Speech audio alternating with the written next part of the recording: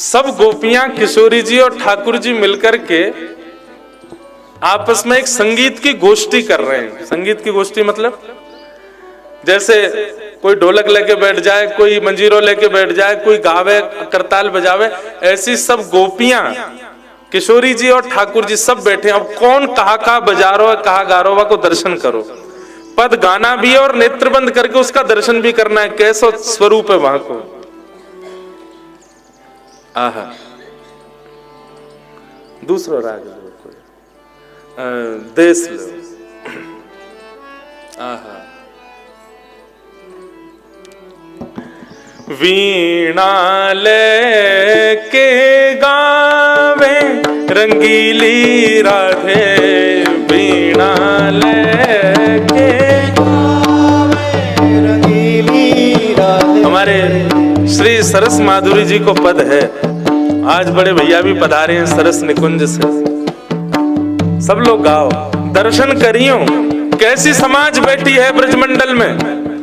वीणा लेके गावे रंगीली राधे, वीणा लेके गावे रंगीली राधे, वीणा लेके गावे रंगीली राधे, वीणा लेके गावे रंगीली राधे। श्याम रूप अभिराम अधर धर, श्याम रूप अभिराम अधर धर, श्याम रूप अभिराम अधर धर, श्याम रूप अभिराम अधर धर। वंशी सरस बजावे रंगीलो ठाकुर, वंशी सरस बजावे रंगीलो ठाकुर, वंशी सरस बजावे रंगीलो ठाकुर, वंशी सरस बजावे रंगीलो ठाकुर। वीणा लेके गावे रंगीली राधे, वीणा लेके गावे रंगीली। कैसा स्वरूप है। बोले यहाँ मेरे तो भाव चिंतन करके ही रोंगटे खड़े रहे हैं। श्री जी वीणा लेकर के बैठी हैं।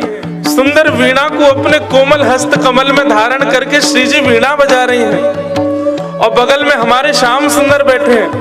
श्री जी के स्वर में अपने स्वर मिलाकर के वह स्वर को और आनंदित कर रहे हैं। श्याम सुंदर वंशी बजा रहे हैं, ठाकुर जी वंशी वादन कर रहे हैं, किशोरी जी वीणा बजा रही हैं।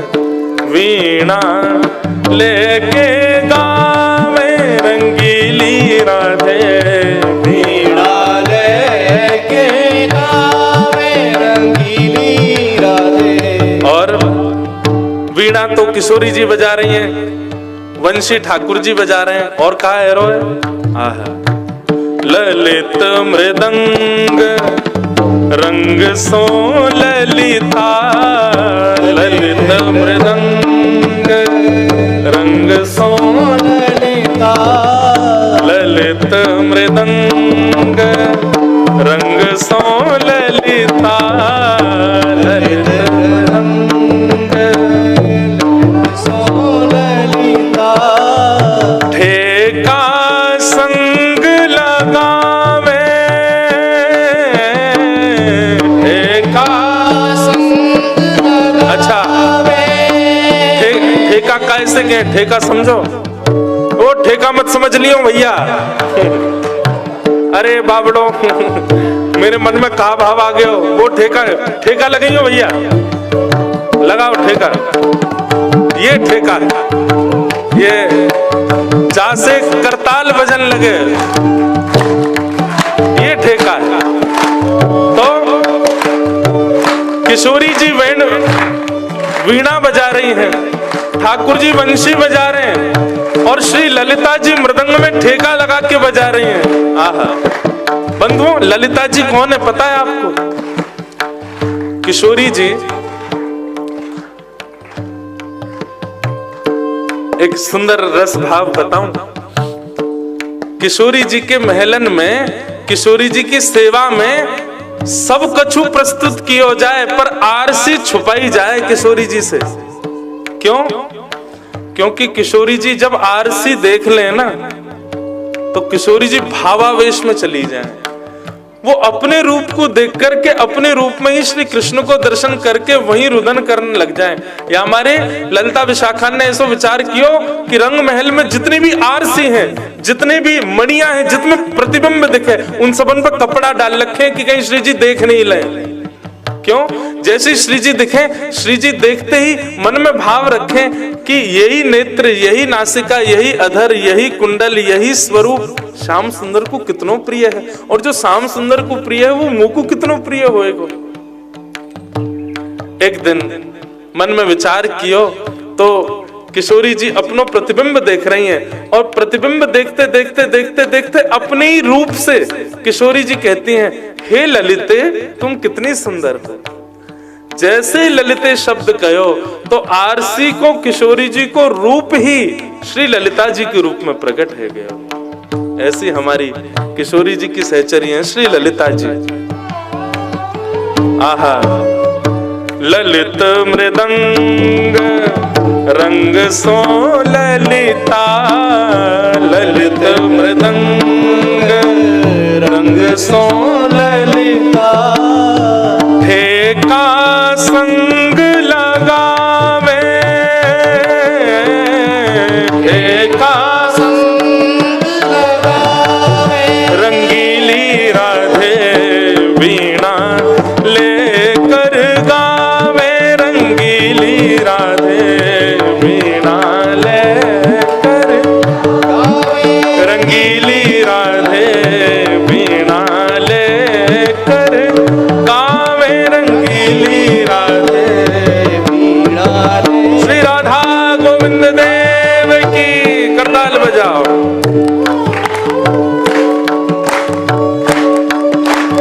जय हो। किशोरी जी वीणा बजा रही हैं, ठाकुर जी वंशी बजा रहे हैं, ललिता जी ठेका बजा रही हैं, तो हम करताली बजा लें। जय हो।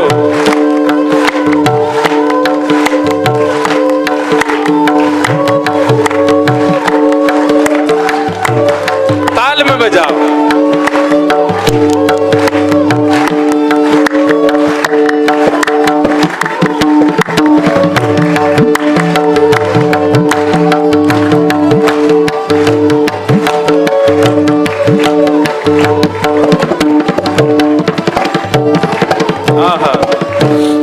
किशोरी जी वीणा बजा रही हैं, ठाकुर जी वंशी बजा रहे हैं, ललिता जी मृदंग बजा रही हैं, और ऐसे या समाज को देख करके भैया बैठो कौन रह सके, जहां स्वयं श्यामा जी वीणा, ठाकुर जी वंशी, ललिता जी मृदंग बजा रही हैं। सरस माधुरी निर्तत सन्मुख, सरस माधुरी निर्तत सन्मुख, सरस माधुरी निर्तत सन्मुख, सरस माधुरी निर्तत सन्मुख, हे निर्तत सन्मुख, निर्तत सन्मुख, हाँ निर्तत सन्मुख, सरस माधुरी निर्तत सन्मुख, सरस माधुरी निर्तत सन्मुख, भाव बतावे रिझावे रंगीली राधे, भाव बताए रिझावे रंगीली राधे, भाव बताए रिझावे रंगीली राधे, भाव बताए रिझावे रंगीली राधे, वीणा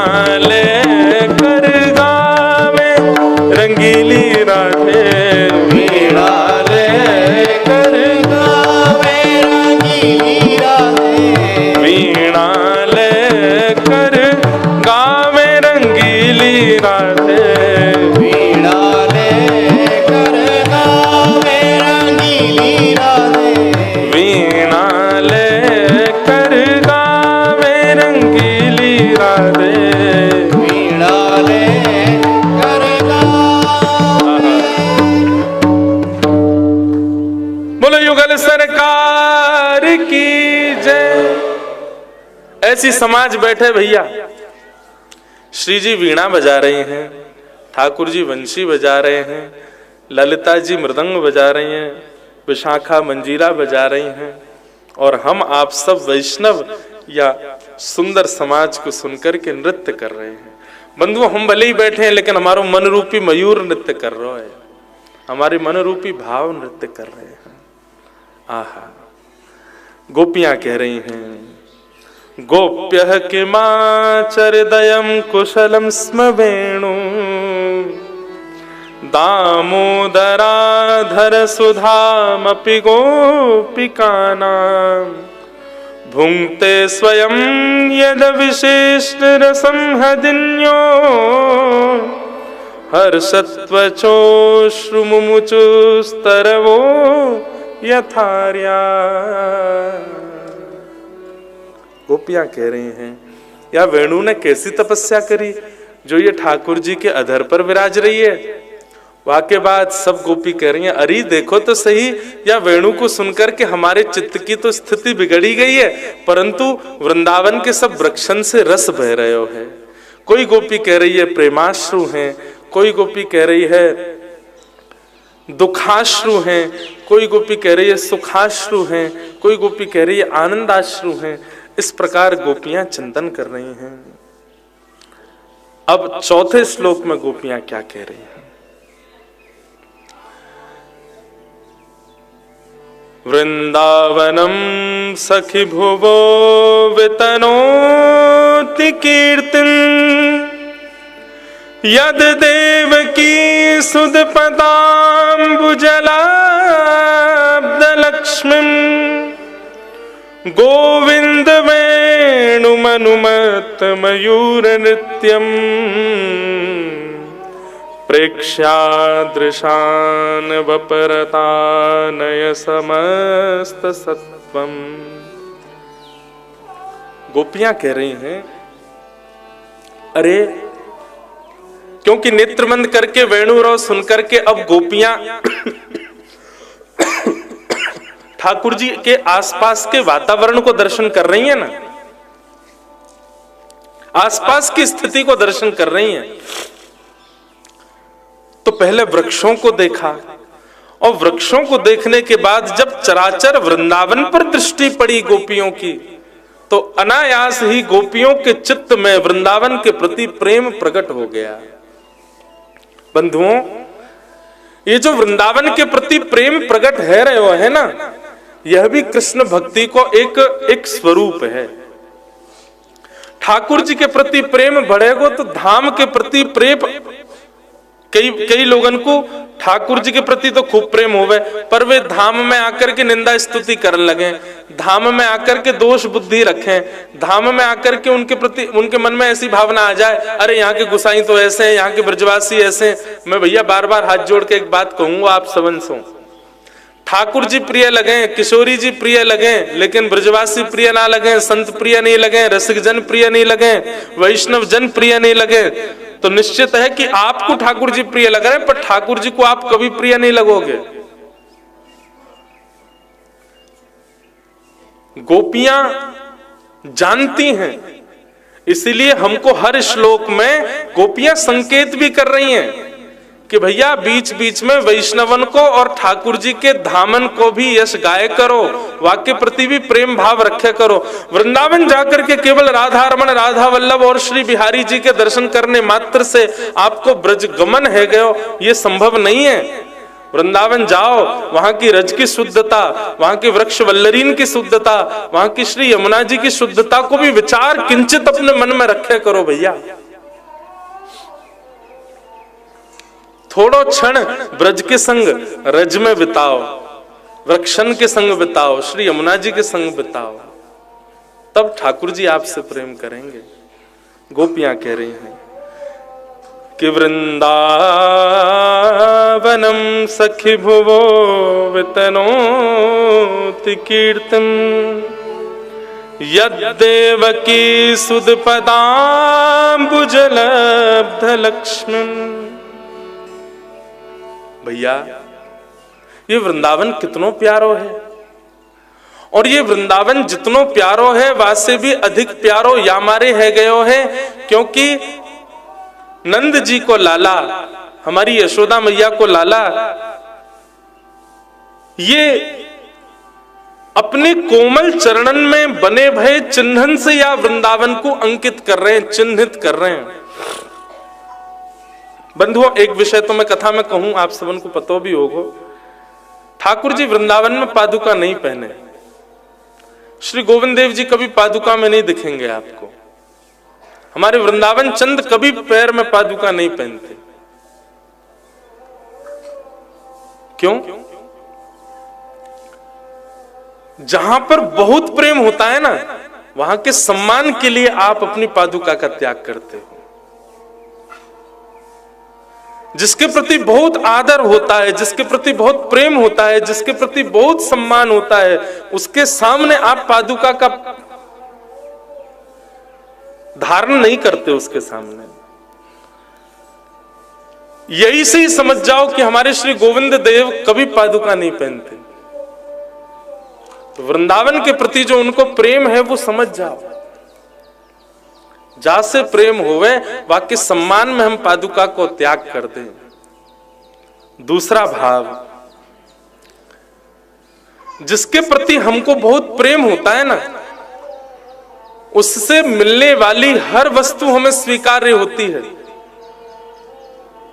चाहे वो पुष्प प्रदान करे, चाहे वो कष्ट रूपी कांटे प्रदान करे, हमको सब स्वीकार है।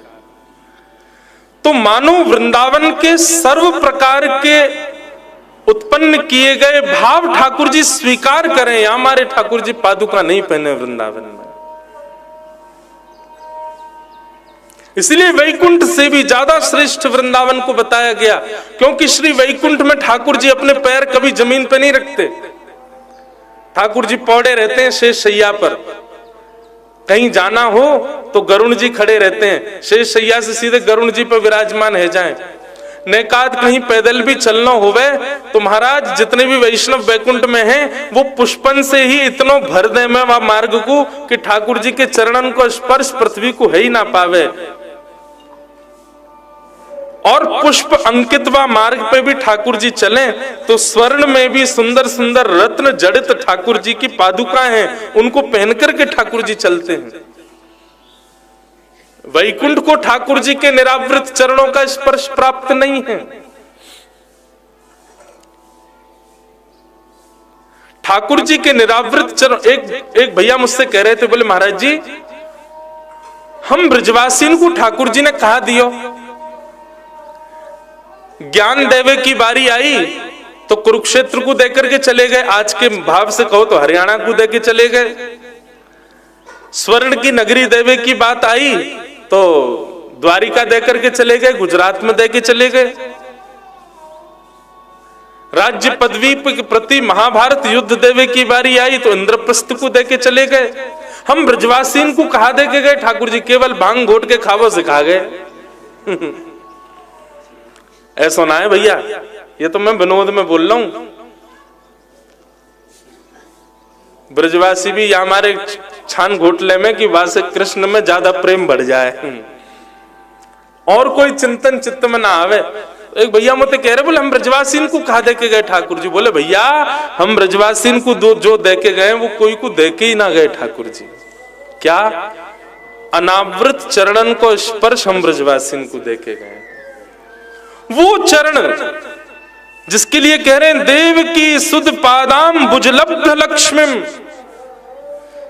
जिस लक्ष्मी के पीछे आज 8 अरब से ज्यादा जनसंख्या है पूरे विश्व की, सब किसके पीछे भाग रहे हैं? लक्ष्मी के पीछे। वो लक्ष्मी कहां बैठी रहती है? ठाकुर जी के चरणन में बैठी रहे। ठाकुर जी के चरण, लेकिन उस लक्ष्मी को भी आज्ञा है, ठाकुर जी के गुल्फ से नीचे नहीं जा सकती वो। मतलब ये जो पैरों का तलवा है, यहाँ लक्ष्मी स्पर्श नहीं कर सकती, केवल ठाकुर जी के घुटने और पैर दबा सकती है। लेकिन ये पाम नीचे के जो हैं, इनको स्पर्श करने का अधिकार लक्ष्मी को नहीं है। ऐसी लक्ष्मी जिसके पीछे सब भाग रहे हैं, जिसको 33 कोटि देवता भी प्रणाम करते हैं, वो लक्ष्मी जिसके हक में चरण है, वो भी ठाकुर जी के निरावृत चरणों का स्पर्श नहीं कर सकती। वह स्पर्श ठाकुर जी ने इस वृंदावन को प्रदान किया है। वृंदावनम सखी भुवो वितनोत कीर्तन। आज वृंदावन के सुंदर रज में जब निरावृत चरणों से ठाकुर जी विचरण करते हैं तो वैकुंठ भी अपने ऊपर भाव रखता है कि ये सुख तो वैकुंठ को भी नहीं मिला जो वृंदावन को प्राप्त है। और बंधुओं, ठाकुर जी गौचारण तो बहानों हैं, बाकी कर कहा रहे हैं ये 84 कोस में एक कण भी मेरे चरण रज के बगैर रह नहीं जाए। ठाकुर जी यह बात को पूर्ण कर रहे हैं, एक एक कोने में जा रहे हैं। अच्छा देखो, चरण रज से ठाकुर जी को संतुष्टि नहीं भई, सो ठाकुर जी ने कहा कियो, ब्रह्मा जी के द्वारा ग्वाल बालन को हरण करा लियो। और जैसे ब्रह्मा जी ने ग्वाल बालन को हरण कियो सो ठाकुर जी ही ग्वाल बाल बन गए। ठाकुर जी ही असंख्य ग्वाल बाल और असंख्य बछड़ा बछिया बन गए।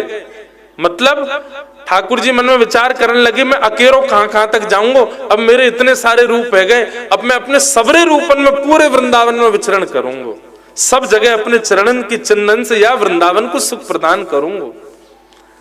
बंधुओं, वृंदावन को प्रेम दे नहीं रहे ठाकुर जी, वृंदावन को प्रेम लौटा रहे ठाकुर जी।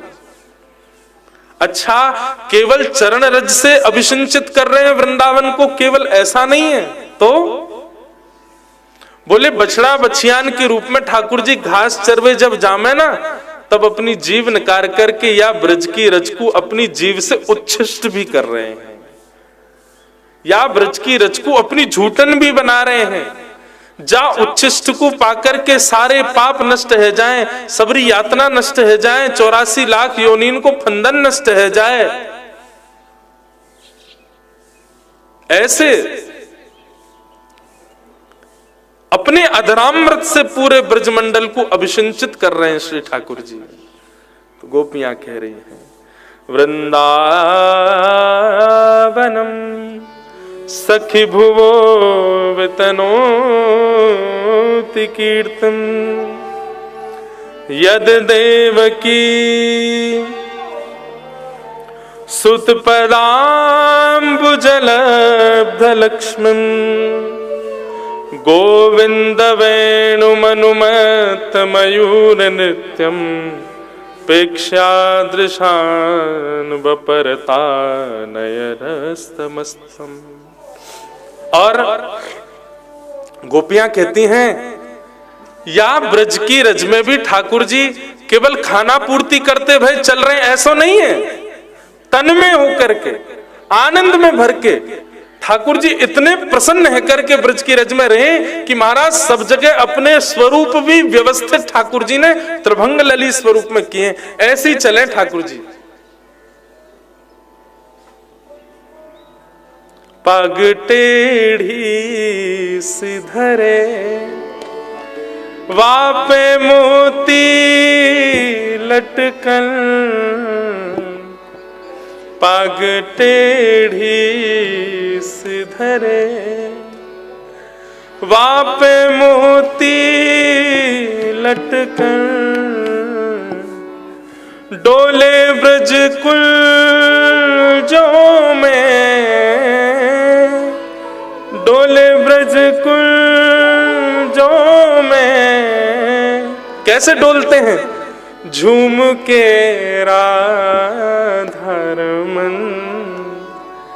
पग टेढ़ी सिधरे, पग टेढ़ी सिधरे वापे मोती लटकन, पग टेढ़ी सिधरे वापे मोती लटकन, डोले ब्रज कुल जो में, डोले ब्रज कुल जो में, डोले श्री वृंदावन में, डोले श्री वृंदावन में, झूम के राधारमन, पग टेढ़ी सिधरे, पग टेढ़ी सिधरे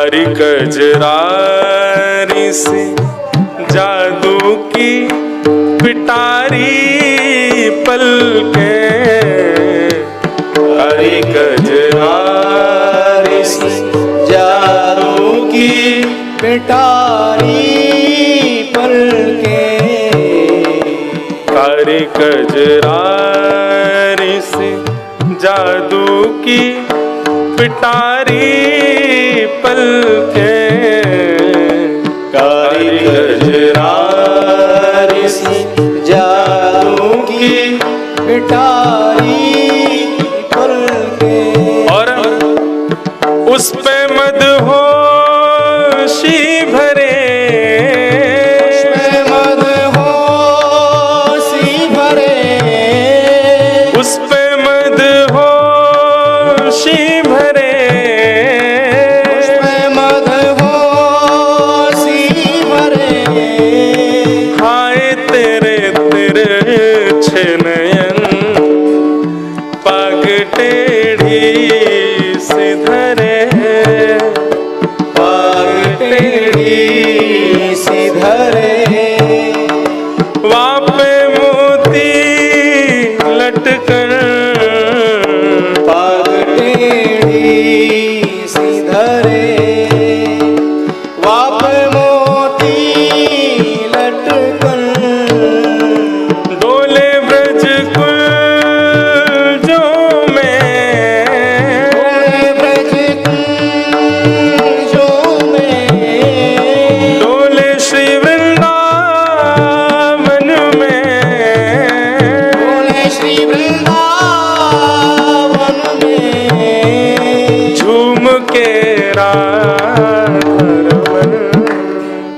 पग टेढ़ी से धरे, पग टेढ़ी सी धरे, पग टेढ़ी से धरे, पग टेढ़ी सी धरे। कितना सुंदर भाव है कि ठाकुर जी खाना पूर्ति नहीं कर रहे हैं कि ब्रजमंडल को अपनी ब्रजरज देनी है तो आओ सुबह से निकल पड़े महाराज ब्रजरज दिया, नहीं, पूरी तन्मयता से पूरे भाव से ठाकुर जी पूर्ण योग्य बनकर के पूरे ब्रज को अपने चरण रज के आच्छादन से आच्छादित कर रहे हैं। देवता कह रहे हैं भैया जिन चरणन को स्पर्श हम देवन को भी प्राप्त नहीं है पावे, हम देव जिन देवन से पूरी सृष्टि चल रही है, जिन देवन को वह चरण रज के स्पर्श को भी आस्वादन को भी अधिकार नहीं है, वो रजिया वृंदावन को प्राप्त हो रही है। बंधुओं एक पद है, अब मैं खोज में गए तो पूरा दिन निकलेगा, लेकिन वो पद में ऐसा भाव है कि जब श्याम सुंदर विचरण करें ना तो श्री वृंदावन ही किशोरी जी के रूप में बन जाए, और जब किशोरी जी विचरण करें ना तो वृंदावन श्री कृष्ण के रूप में आ जाए। ये दोनों को युगल रूप कोई और नहीं है भैया, श्री वृंदावन ही युगल श्यामा श्याम है। जब ठाकुर जी विचरण करें तो यही भाव से करें ये श्री जी हैं, और श्री जी ठाकुर जी के सर्वांगीण अंग को अपने अंग से लिपटा रही हैं, वही भाव से ठाकुर जी पूरे ब्रज में विचरण कर रहे हैं। सब जगह अपने चरण रज से वह ब्रजरज को आच्छादित कर रहे हैं। गोपियां कह रही हैं वृंदावने सखी भुवो वितनोति कीर्तन, यद देवकी सुद पदाम्बुजलब्ध लक्ष्मीं, गोविंद वेणुमनुमत्त मयूर नित्यम, प्रेक्षादिशान वपरतान समस्त सत्वम। पूरे ब्रजरज को अपने चरणन से आच्छादित श्याम सुंदर कर रहे हैं। वासे या वृंदावन की महिमा वैकुंठ से भी अधिक है रही है, वैकुंठ से भी श्रेष्ठ श्री वृंदावन है रहे है। ऐसे वृंदावन की यश को गोपियां गा रही हैं, ठाकुर जी के वेणु रव को सुनकर के मयूर नृत्य कर रहे हैं। और जड़ चेतन वस्तुन की स्थिति क्या है रही है, सब गोपियां अपने भावन से वृंदावन के या